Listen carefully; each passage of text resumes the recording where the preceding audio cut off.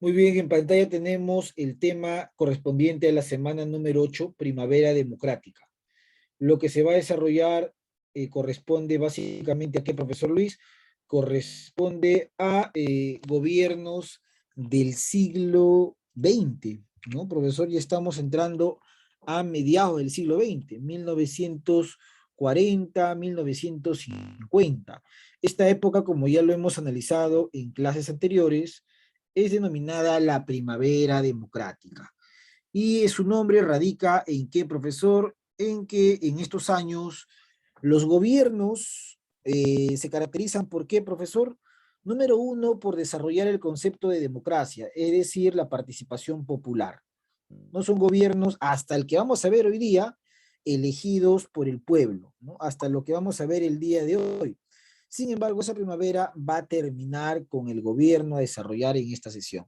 El gobierno de este señor que es un abogado muy reconocido en la historia peruana, José Luis Bustamante y Rivero, es el último de los dos gobiernos que corresponden a este periodo, ¿no? Recuerden que terminó el gobierno de Benavides, un gobierno militar, empezó el gobierno de Prado Ugarteche y ahora el de Bustamante, ¿no? Recuerden que Prado Ugarteche fue uno de los pocos presidentes que logró terminar su gestión o su mandato. Y Bustamante y Rivero también es elegido por el pueblo, pero no va a terminar su gobierno. ¿Por qué no va a terminar su gobierno? Bueno, eso lo vamos a ver el día de hoy, ¿ya? Eso vamos a ver por qué no terminó su gobierno Bustamante. ¿Qué pasó? ¿Cuál es, profesor, el propósito de esta clase? Explicar los conflictos internos que se desarrollaron durante el fin de la primavera democrática, básicamente. Muy bien, para entender esta sesión, se ha dejado una lectura. Se ha recomendado que tú puedas desarrollar, que tú puedas leer, subrayar las ideas más importantes de esa lectura y de esa manera, cuando llegues a la clase, no integres pues la sesión tabula rasa, no mente en blanco, sino tengas un concepto o una idea de lo que se va a trabajar. Ese es el objetivo de por qué se da la lectura, ¿no? El objetivo de por qué envío la lectura para que tú lo puedas trabajar, leer y sobre todo participar. Recuerda algo muy importante que debes saber. Nos estamos acercando al final del tercer bimestre y recuerda lo siguiente. El examen bimestral tiene un peso de exactamente 40%. Eso es lo que vale el examen bimestral, 40%. Pues hay un alumno que después me dice, profesor, ¿por qué yo saqué de promedio 12? Si yo presento todas mis tareas, bueno, pues tendrías que saber cuánto sacarás en tu examen bimestral, ¿no? Obviamente, si tú sacas una nota desaprobatoria, ya vas a tener una idea de cuál va a ser tu promedio final. Recuerda, el examen vale 40%, ¿ya? Profesor, el otro porcentaje, que es 25%, son las exposiciones. Este bimestre hemos trabajado dos exposiciones, la exposición de geografía y la exposición de DPCC. Tú cuando revises tu celular, ¿no? Porque la mayoría tiene su celular o su computadora, tú tienes que darte cuenta que en tu celular o tu computadora debes tener las dos exposiciones que me has enviado y debes tener también el sello de revisado y tu nota. Una exposición en geografía y una exposición en DPCC, ¿no? ¿Cuánto vale la exposición? 25%. Ahí ya son 65% del total de las notas, ¿no? Ahí estamos hablando de un 65%. 20%, profesor, ¿qué cosa vale? 20% son todas las evidencias, ¿no? Todas las evidencias o tareas que se van dejando cada semana. Eso vale 20%. Ahí tenemos ya 85%. Recuerda, y el otro porcentaje está dividido entre las asistencias y las participaciones orales, ¿no? El otro porcentaje sale de tus asistencias y tus participaciones de clase. Entonces, eso de ahí es lo que tú ya deberías tener en cuenta en tu cabecita, y si no lo tienes, bueno, te estoy volviendo a repetir, ¿no? Recuerda, eso es importante. Recuerda que tienes que estudiar para tu examen, tienes que presentar tus exposiciones, tienes que presentar tus tareas. Recuerda eso, porque las notas o las calificaciones, al menos yo, no las regalo, ¿no? Si te has dado cuenta, no sé cómo ha sido el año pasado, pero yo no regalo calificación a ningún alumno, ¿ya? A ningún alumno. Los alumnos se ganan la calificación con sus participaciones, con sus tareas, con sus exposiciones, ¿no? Entonces, tenlo presente para evitar inconvenientes posteriormente. El examen bimestral es importante. Te puede subir el promedio, como también te puede bajar el promedio, ¿ya? Eso también es importante. Así que eso tienes que tenerlo presente, ¿ya? Muy bien, muy bien, muy bien. Profesor, vamos a hacer un repaso para el examen. Ojalá, si alcanza el tiempo, si alcanza, si no, no es obligatorio, según lo que me ha dicho el director, si alcanza, si terminamos los temas, lo haremos, y si no, bueno, vamos a ver qué sucede, ¿no? De repente, igual yo les voy a dar los temas que ustedes van a estudiar. Recuerden que yo tomo los temas de dónde, profesor, de las clases, ¿no? Básicamente de las clases. Ustedes estudien los esquemas de clase. ¿Qué es un esquema de clase? El PPT, pues, ¿no? El PPT de clase, ustedes estudien, repasen, que de ahí vienen las preguntas, y obviamente también de lo que se explica en clase. Para eso también tienen su aula virtual, para que puedan ver los videos miles de veces también, si desean. Muy bien, entonces, habiendo explicado esa parte, que espero que lo tomes en cuenta, ¿ya? Vamos a desarrollar la sesión del día de hoy, ¿no? Espero que lo tomes en cuenta, espero que lo entiendas, y después no quiero inconvenientes con ustedes ni con ningún papá o mamá que diga, ¿por qué mi hijo o mi hija tiene esta nota? Bueno, te acabo de decir, ¿ah? Examen, exposiciones, tienes que tener 2 exposiciones en este trimestre, geografía y DPCC, ¿no? Como geografía está dentro de sociales, la exposición de geografía vale para historia también, ¿ya? Entonces ahí serían las 3 exposiciones completas. Tus evidencias o tareas de toda la semana y tus asistencias y tus participaciones orales, ¿no? Eso es, y así seguramente van a evaluar todos los profesores que te enseñan, ¿no? Ese es básicamente el tema. Muy bien, vamos a desarrollar lo que tenemos para hoy día y tenemos una lectura acá, que es la lectura que se ha compartido en el grupo y que se recomendó que tú puedas trabajar. A ver, empieza la lectura fuerte, por favor, Berrío Moscoso. Asumió el gobierno el 28 de julio de 1945. Hecho notable de su gobierno fue cautelar la riqueza de nuestro mar, así como el zócalo continental o plataforma submarina. Al extender la soberanía nacional en una extensión de 200 millas marinas, por decreto supremo de 1 de agosto de 1947. Su gobierno fue de amplio goce de libertad pública y profundamente democrático, pero desgraciadamente sufrió la oposición del partido aprista y de la derecha reaccionaria. Fue sacado del gobierno el 29 de octubre de 1948 y deportado al extranjero por la sublevación del general Manuel Odría en Arequipa, iniciada en dicha ciudad el 27 del mismo mes. Muy bien, Berríos. Sigue la lectura. Briceño Sánchez, fuerte.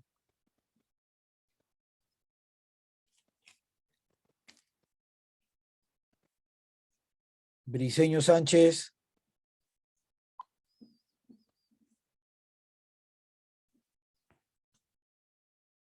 Briceño Sánchez.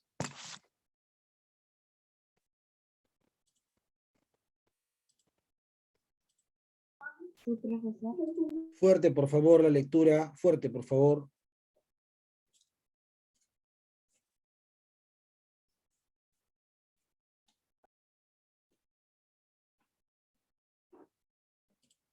Briceño, ¿me escucha? Bueno, sigue la lectura Erika Salas. Ya. Inicio del gobierno. Para las elecciones de 1945 se formó el Frente Democrático Nacional, FREDENA, el cual agrupó a una conjunción de apristas y comunistas todavía en la ilegalidad y que buscaban con el frente salir de ella, políticos independientes y destacados intelectuales. En realidad, el FREDENA fue una alianza muy débil, ya que para sus miembros Nunca estuvo claro si esta era un pacto electoral, una alianza transitoria o un proyecto de más largo alcance que buscaba modernizar el régimen político del país. Así, luego de producirse un entendimiento entre Víctor Haya de la Torre y Óscar Benavides, se buscó a José Luis Bustamante y Ribeiro como candidato de consenso, quien finalmente resultó elegido presidente al ganarle al candidato Eloy Ureta. Unión Revolucionaria UR. El APRA, con el nombre del Partido del Pueblo, se le permitió postular candidatos al Congreso donde obtuvieron una mayoría parlamentaria. Muy bien, El Salas. APRA Ahí nomás, Salas. Muchas gracias. Sigue la lectura. Paredes. Paredes Valerie.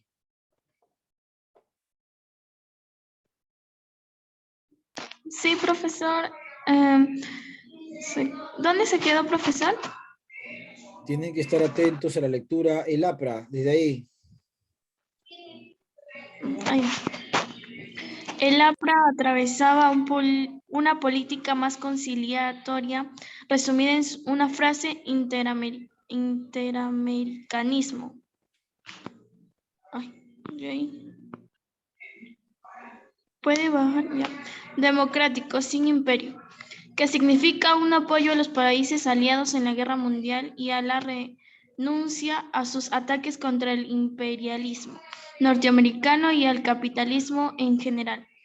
Así, como Partido del Pueblo, convocó a una impresionante manifestación en la que su líder, Haya de la Torre, habló de no quitar la riqueza a los que la tienen, sino de crearla para los que no la tienen. De esta manera, el APRA fue capaz de hacer este viaje, que contradecía sus planteamientos originales, sin perder muchos seguidores, porque después de 1931 existieron militares y simpatizantes leales y disciplinados dispuestos a hacer grandes sacrificios por esta organización política y por su líder, Haya de la Torre. Sin embargo, el APRA se encontraba en una contradicción que cada cierto tiempo lo llevaba a enfrentarse con sus bases. Es así que nace la denominada escopeta de los cañones, es decir, proponiendo a las masas la revolución y por todo lado. Los dirigentes se encontraban dispuestos a llegar a acuerdos con la oligarquía o los gobiernos autorizados. Sigue la lectura. Kichis Gallo.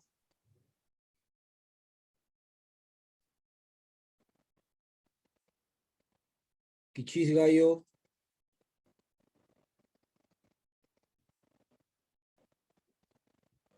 Kichis Gallo. Sigue la lectura. No está. Jeremy Ruiz. Sigue la lectura.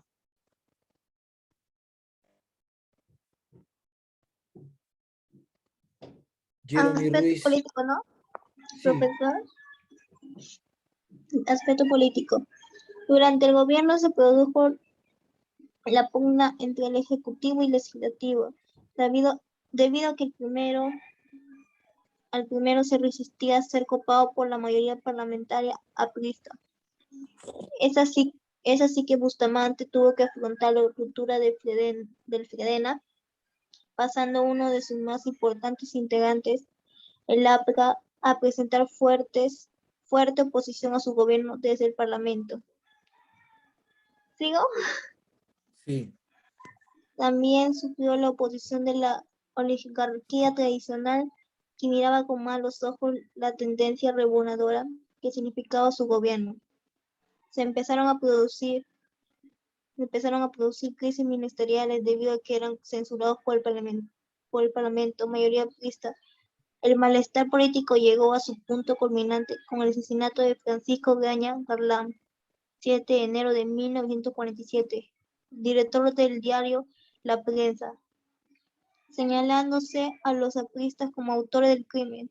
Bustamante retiró a los 3 ministros apristas de su gabinete para garantizar una investigación imparcial del crimen y formó un gabinete nuevo donde la mitad de los ministros eran militares.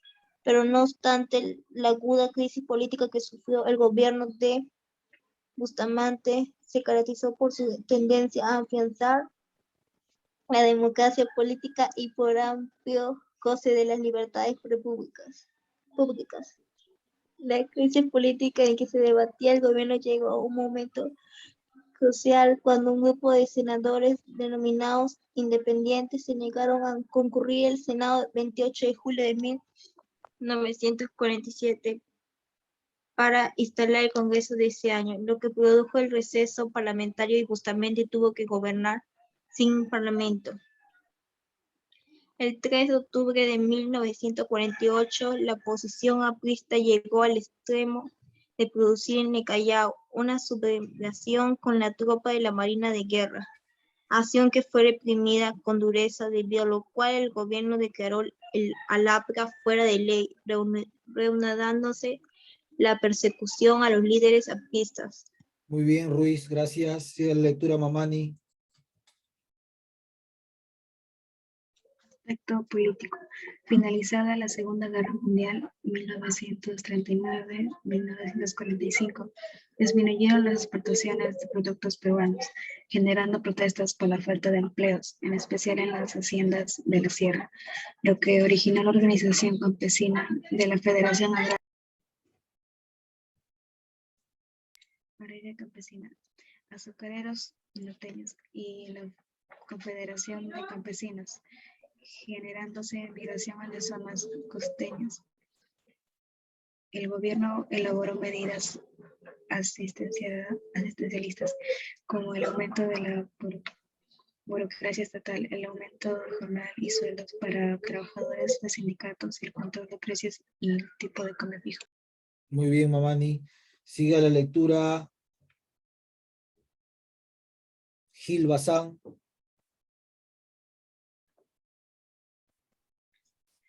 La doctrina de las 200 millas marinas.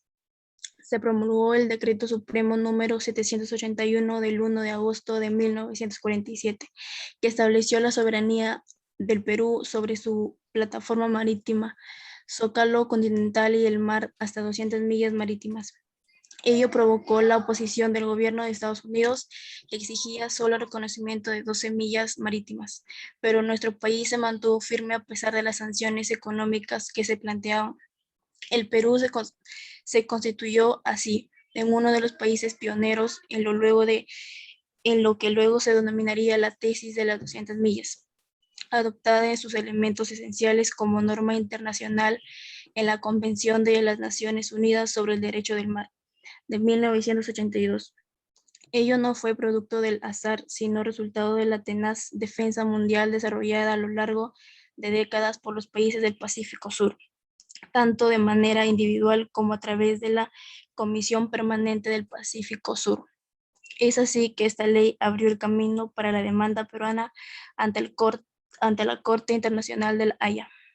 Muy bien. Sigue la lectura de la Cruz Villanueva. Hechos y obras. Creó la empresa petrolera fiscal, tomó el control del petróleo del país. Por presión aprista se firma el contrato de Sechura, el cual permitió a la IPC explorar y explotar una vasta zona de Sechura Piura a cambio de mayores impuestos.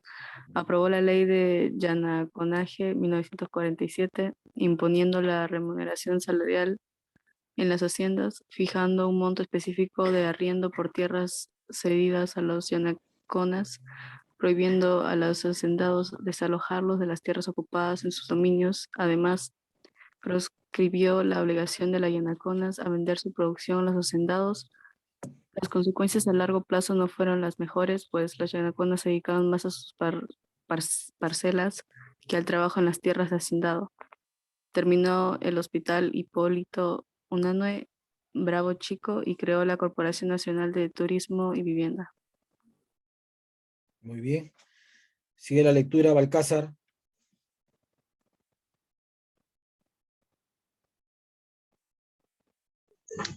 Fin del gobierno de la Revolución Restauradora de 1948. La oligarquía criticaba a Bustamante el no tener la suficiente fuerza de autoridad como para enfrentar los desórdenes sociales que promovía el APRA. Ellos la consideraban una amenaza totalitaria parecida al comunismo, cuyo propósito era infiltrar todo el Estado para establecer un sistema de partido único que fuese leal a solo su jefe y que acabase con la clase propietaria. Esta actitud llevó a la oligarquía desconfiase de Bustamante y pusiese sus expectativas en un gobierno militar como en la que única solución de la crisis económica y el desorden social. Así, debido principalmente a las pugnas entre Bustamante y el APRA desde Arequipa, el 27 de octubre de 1948 se produce la Revolución Restauradora, liderada por el general Manuel A. Odría, con el apoyo del general Zenón Noriega, con lo que se obliga a Bustamante a abandonar el país y se forma la Junta de Gobierno. Muy bien, Balcázar.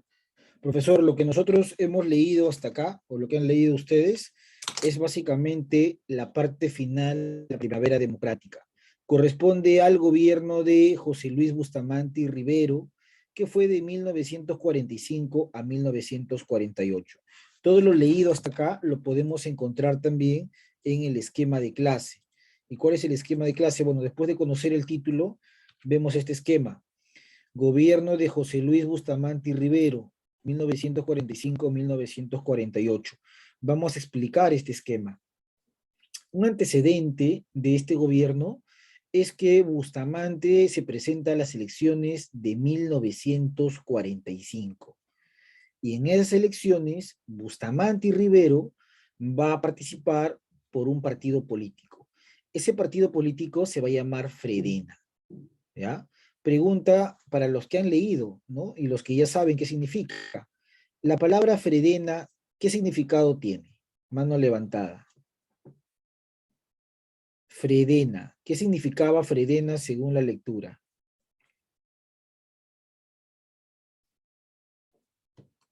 Fredena, según la lectura. Mamani, ¿te escuchamos?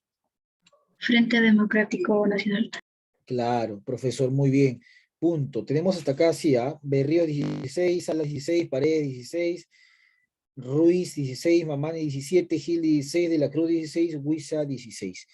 Entonces, profesor, la palabra Fredena es Frente Democrático Nacional y es el partido, ¿no? Es el nombre del partido con el cual Bustamante se va a convertir en presidente. ¿Cuándo se convierte Bustamante en presidente? En 1945. Reemplaza en el poder a Prado Ugarteche, que vimos nosotros la sesión pasada. Para entender estas elecciones, volvemos a la lectura. Porque en la lectura hay algo interesante con respecto a estas elecciones y entender el entorno y cómo fue el gobierno de Bustamante. Elecciones de 1945. Va a leer el primer párrafo de Ríos. Adelante, le escuchamos. A poco de iniciarse el proceso electoral de 1945, parecía que enfrentaban dos candidaturas militares.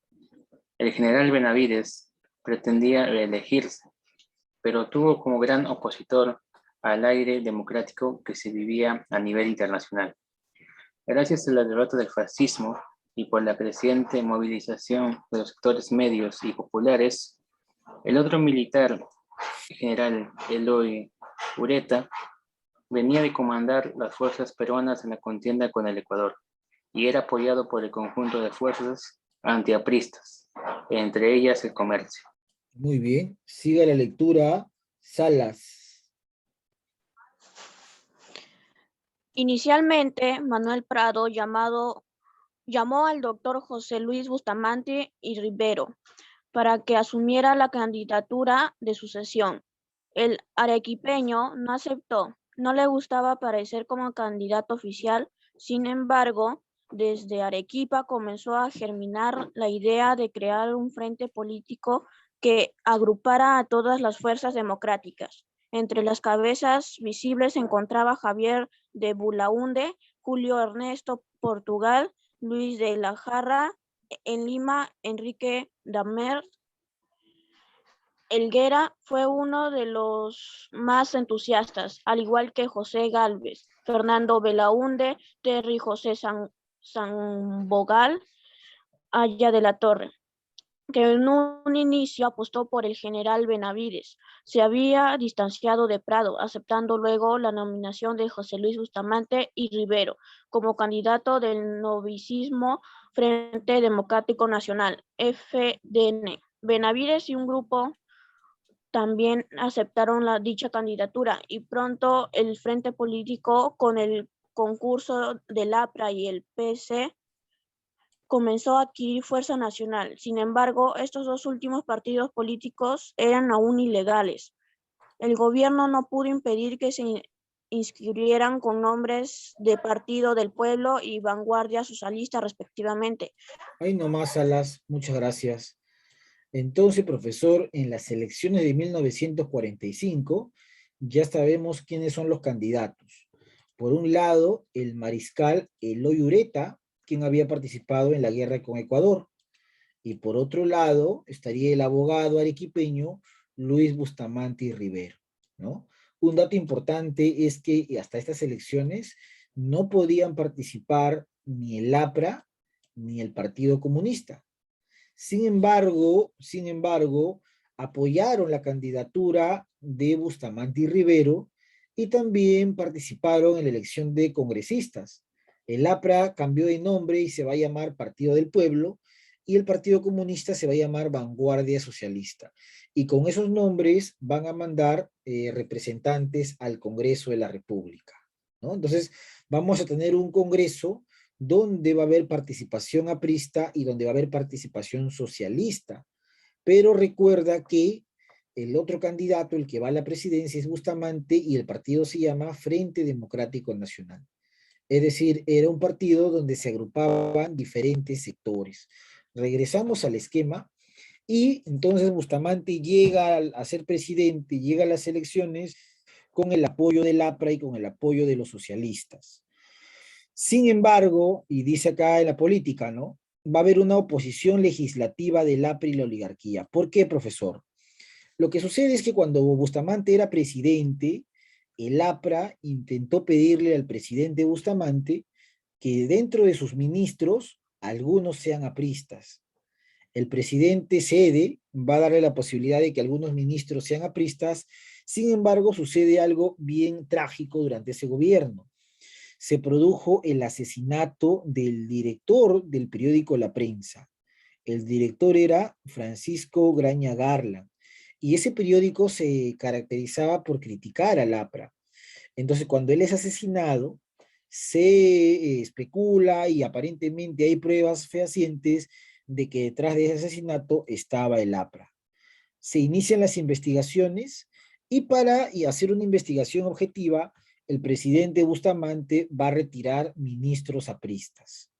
A partir de ahí empieza una oposición del APRA en el Congreso. Los ministros del presidente Bustamante eran constantemente censurados. Incluso el APRA intentó varias veces hacer golpes de Estado. Mira, imagínate, cómo de ser un aliado se convirtió en un opositor desde el Congreso de la República. Parece una historia muy conocida, ¿no? Pero es una historia que ha pasado hace un poco más de 50 años. Bueno, vamos a dejar ahí la parte política y en la parte económica es interesante. Aprovechando, profesor, que estamos saliendo de la Segunda Guerra Mundial, se da la creación de una empresa petrolera fiscal, tomando en cuenta que el petróleo es un recurso importante dentro del mundo y dentro de la industria. Profesor, ahora hay un tema importante. La Segunda Guerra Mundial terminó y el Perú ya no exportaba tanto. Entonces, por lo tanto, va a haber muchas empresas y muchos trabajadores que van a quebrar, trabajadores que se quedan sin una opción laboral. El Estado incrementa el gasto público para poder cubrir esos vacíos. Incrementa los impuestos a las exportaciones. ¿Y quién exportaba? Los oligarcas. Si tú le estás incrementando un impuesto, el oligarca va a tener que pagar ese impuesto y va a tener que disminuir su ganancia. Claramente, eso le está afectando a la oligarquía peruana, que eran dueños de haciendas de la costa que se dedicaban a la exportación. Pero ¿por qué Bustamante hizo eso? Porque no había dinero debido a que, recuerda, el Perú depende de lo que vende. Y al haber acabado la guerra, dejamos de exportar una gran cantidad de productos. Bueno, entre lo más rescatable es la ley de educación secundaria. Hasta esa época, la educación primaria ya era gratuita, pero la secundaria no. La secundaria solamente estaba o tenía acceso a aquellos que podían pagar ese tipo de educación. Y algo importante y lo más resaltante de su gobierno es la famosa ley de las 200 millas. El presidente emite el decreto supremo por el cual el Perú va a tener una soberanía de hasta 200 millas y eso va a generar una crítica de muchos países del mundo. Sin embargo, se va a lograr probar por qué el Perú tenía que ejercer esa soberanía de 200 millas y eso va a ser muy beneficioso para los gobiernos que van a venir después, porque van a aprovechar el tema de las 200 millas para generar la industria del pescado. Bueno, el aprismo sigue desestabilizando el gobierno y algo que va a generar la caída del presidente Bustamante es la ley del yanaconaje. El presidente Bustamante saca una ley para que en las haciendas, los hacendados, los dueños de estas haciendas, paguen a los yanaconas, a los campesinos, un salario, ¿no? Que tengan derecho a un salario. Claramente esta situación perjudica al hacendado, al oligarca, y el oligarca además ve que todavía hay una situación tensa entre el presidente y el Congreso que era aprista. Así que la oligarquía va a apoyar a los militares para que retomen el poder.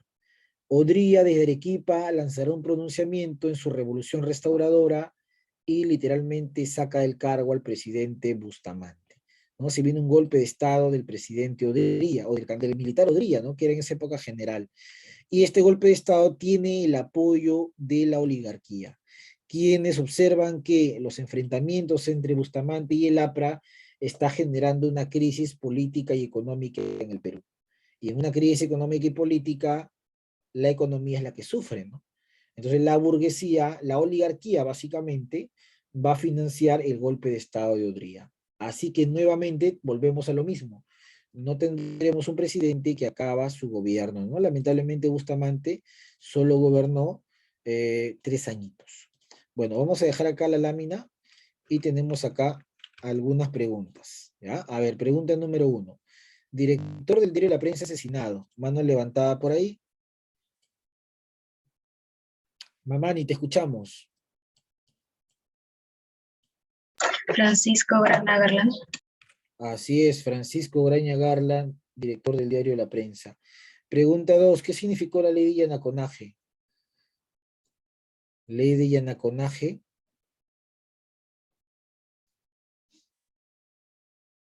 La ley del yanaconaje significó lo siguiente, ¿no? Remuneración salarial a los yanaconas en las haciendas. Antes ellos no recibían un salario. A partir de ahora ya era una ley que todos reciban un salario. Lugar donde se inició la revolución restauradora, es decir, lugar desde donde Odría dio su golpe de estado. Una mano levantada en el chat. Muy bien, Berríos desde Arequipa. Así es. Correcto, Berríos desde Arequipa. Siguiente, ¿con qué agrupación política se presentó José Luis Bustamante en las elecciones de 1945? Erika Salas, te escuchamos. ¿El APRA? El APRA era un grupo que estaba apoyando, pero ¿cuál es el nombre en sí de la coalición?